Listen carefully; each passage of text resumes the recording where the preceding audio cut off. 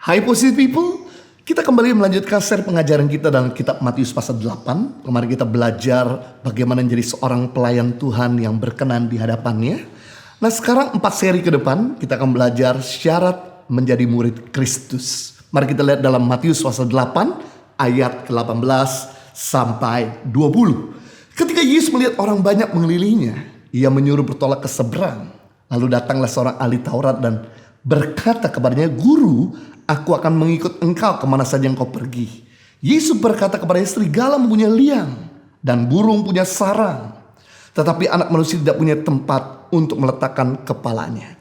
Rupanya dengan berjalan waktu dan seiringnya di mana Yesus mengajar banyak orang, melakukan banyak mujizat, akhirnya nama Yesus menjadi begitu terkenal dan popularitasnya menciut ke atas. Seandainya Yesus dibikin polling waktu itu, pasti dia menjadi selebriti nomor 1 yang paling terkenal di zaman itu. Dan dikatakan begitu banyak orang akhirnya mengikuti dia. Ketika Yesus melihat begitu banyak orang mengikuti dia, dia bertolak ke seberang. Bukan berarti Yesus tidak mau melayani mereka.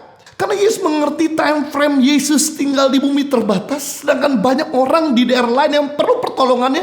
Itu sebabnya dia akhirnya memutuskan untuk menolong yang lain supaya adil, semuanya menerima pengajaran, menerima kebaikannya.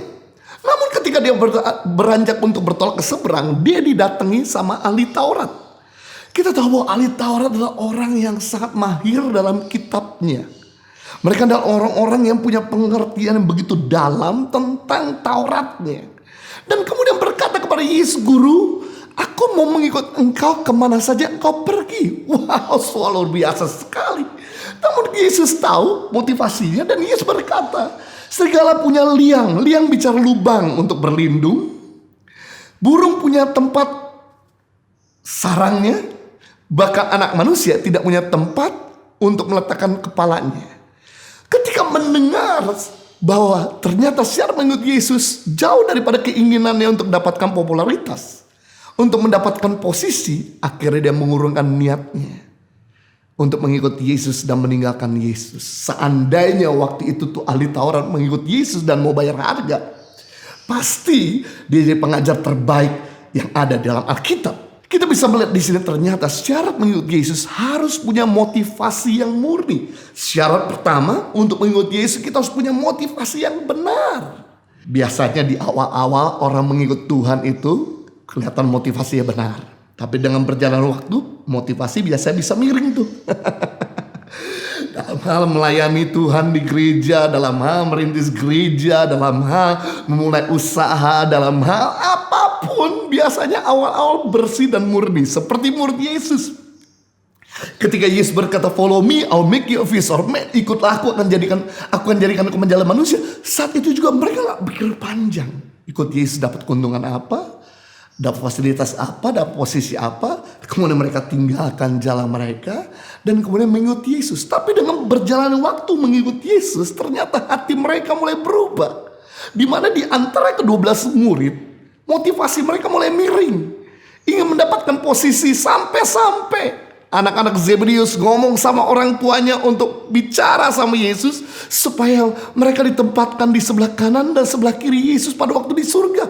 Mendengar berita itu, murid-murid yang lain marah, bertengkar, ribut, adu mulut, membuktikan ternyata memang untuk mengikuti Yesus kita harus punya hati nurani yang murni, motivasi yang tulus, bukan cuma di awal, tapi di pertengahan dan bahkan juga di akhir hidup kita, supaya kita terus kedapatan berkenan. Saya gak bisa bayangkan seandainya orang-orang yang punya motivasi salah ini diberikan kedudukan, diberikan posisi atau diberikan fasilitas, maka orang tersebut menggunakan kekuasaannya dengan cara yang tidak adil, dengan cara yang mungkin menekan banyak orang untuk kepentingan pribadinya. Itu sebabnya Yesus mengajarkan kepada murid-murid dalam Matius pasal 6 ayat 24, tak seorang pun dapat mengabdi kepada dua tuan. Karena jika demikian ia akan mengasihi seorang dan membenci yang lain, atau ia akan setia kepada seorang dan tidak mengindahkan yang lain. Kamu tidak dapat mengabdi kepada Allah dan kepada Mammon. Berarti satu gambaran bahwa kita punya pilihan satu. Siapa yang kita mau tempatkan di atas takhta hati kita? Tuhan Yesus atau keinginan kita. Mamon atau bicara soal posisi, hobi kita, pencapaian kita, motivasi kita yang gak betul. Sebab kalau kita mendedikasikan Tuhan di dalam hati kita, di atas takhta hati kita, maka mamon ada di bawah. Mamon bicara dewa kejahatan, dewa ketamakan, dewa keserakahan. Tapi kalau mamon ada di atas hati kita, maka Yesus ada di bawah. Sebaliknya kalau kamu setia sama Tuhan, pasti kamu tidak mengindahkan mamon. Tapi kalau kamu setia sama mamon, pasti kamu tidak mengindahkan Tuhan. Kata mengabdi itu bicara di mana kita jadi hamba. Ketika kita mengabdikan diri kepada Tuhan, berarti kita jadi hamba Tuhan. Bicara hamba berarti kita gak punya lagi keinginan yang lain selain menyenangkan Tuhan. Dan jangan khawatir, kalau kita jadi hambanya Tuhan, pasti Dia akan memelihara kita. Sama seperti saya punya pembantu, saya punya pegawai, saya punya anak-anak. Ketika mereka masih mengabdikan diri sama kami pasti akan memberi fasilitas.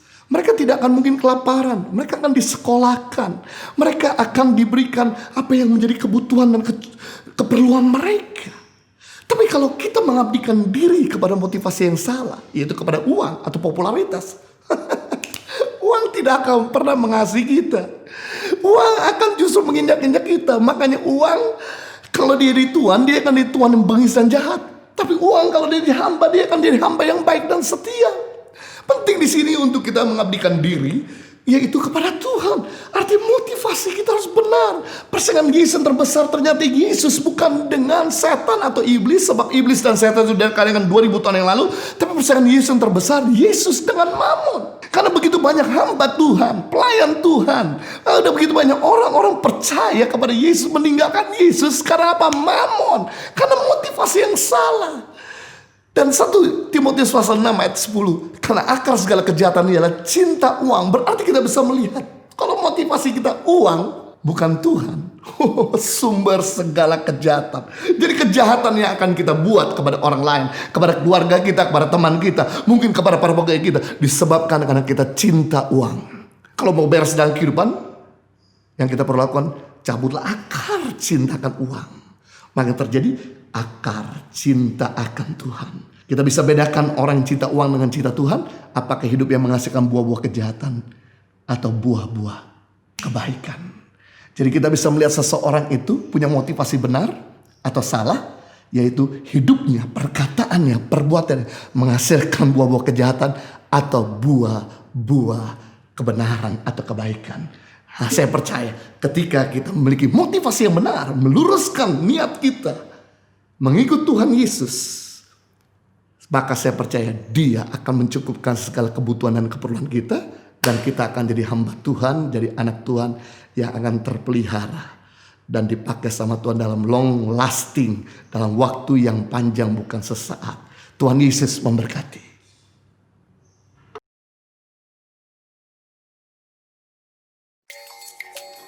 Ya, saat ini kami sudah ada di Seperong.